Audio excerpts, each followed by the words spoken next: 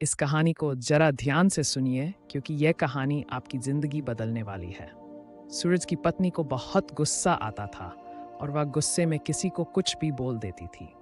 लेकिन ज्यादा गुस्सा और फालतू बोलने की वजह से कभी कभी उसके घर वालों को काफी दुख होता था कि उसे इतनी भी समझ नहीं है कि गुस्से में क्या बोलना चाहिए और क्या नहीं बोलना चाहिए।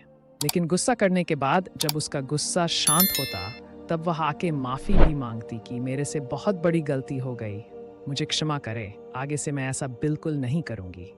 लेकिन इतना करने के बाद भी उसका गुस्सा कभी ख़त्म नहीं होता था और वह हर छोटी छोटी बात पे गुस्सा और हर छोटी छोटी बात पे चीज़ों को काफ़ी गुस्से से बोलना उसकी आदत बन गई थी। उसके गुस्से से उसके घर वाले बहुत परेशान थे और न चाहते हुए भी इसका इलाज उनको नहीं मिल रहा था।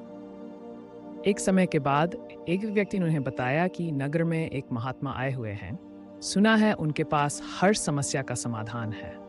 आप सब क्यों नहीं अपनी बहू को लेकर उन महात्मा के पास चले जाते, क्योंकि वह हर समस्या का समाधान बड़े ही आसानी से और सरलता से बता देते हैं।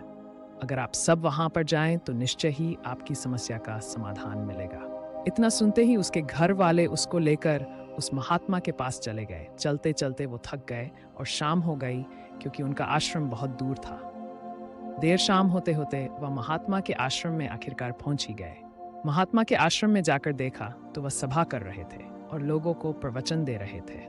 सभा खत्म होने के बाद उन्होंने महात्मा से पूछा कि महात्मा, ये मेरी बहू है, इसे बहुत गुस्सा आता है, कृपा करके इसका कोई समाधान बताएं क्योंकि इसे बहुत गुस्सा आता है और फिर जब गुस्सा आता है तब ये किसी को नहीं देखती। सच झूठ सही गलत की इसे कोई समझ नहीं रहता, बस मन में जो आता है ये बोल देती है और बाद में माफ़ी भी मांगती है, लेकिन अपनी आदत कभी नहीं सुधारती। आप ही बताइए कि भगवान हम कैसे क्रोध को नियंत्रित करें, कृपया हमें इसका उपाय बताएं। महात्मा मुस्कुराए और बोले, एक कहावत है, क्रोध से पहले सोचो, उसे दोबारा उगलने से रोको। उन्होंने बोला, इसका क्या मतलब है? आप जरा खुल के ही बताइए, हमें ये बात समझ में नहीं आ रही।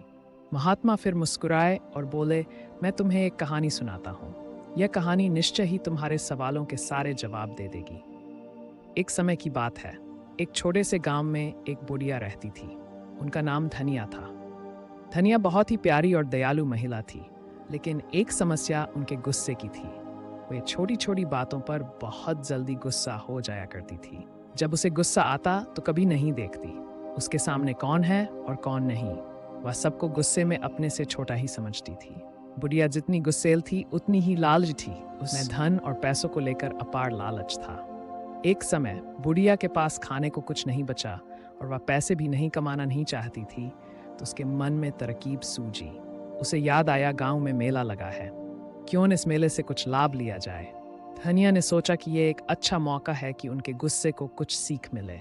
उन्होंने गांव के लड़कों को बुलाया और कहा, मेरे पास एक चुटकुला है, अगर तुम मुझे हंसाओगे तो मैं तुम्हें एक सिक्का दूंगी, लेकिन अगर तुम मुझे हंसा ना पाओगे तो तुम्हें मुझसे 2 सिक्के देने होंगे।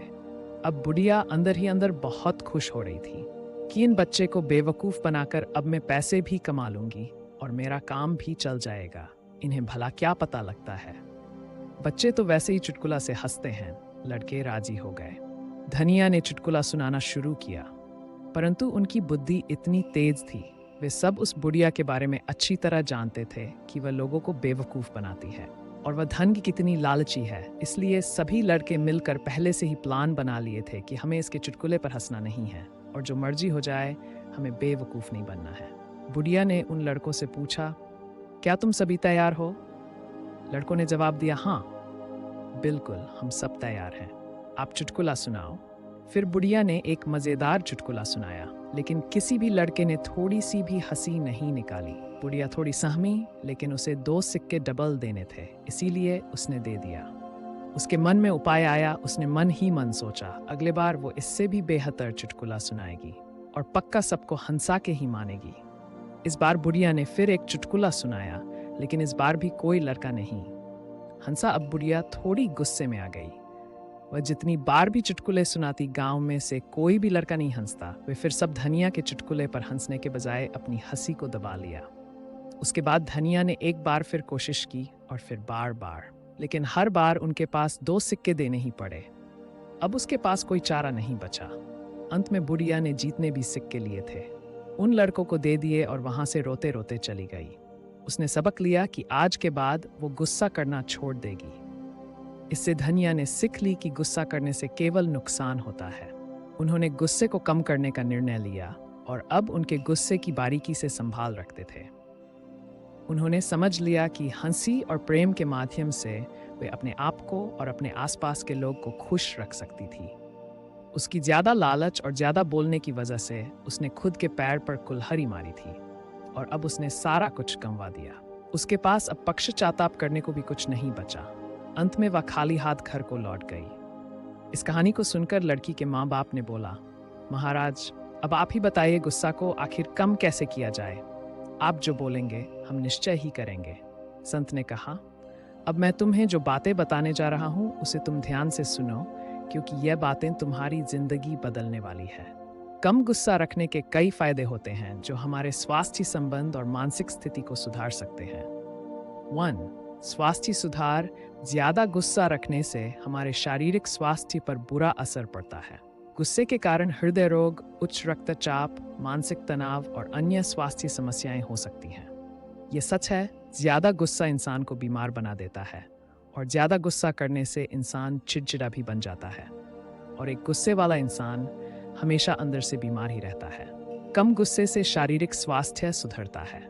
इसीलिए अगर तुम्हें स्वस्थ रहना है और इन सारी बीमारियों से बचना है तो तुम्हें कम गुस्सा करने की आदत डालनी चाहिए।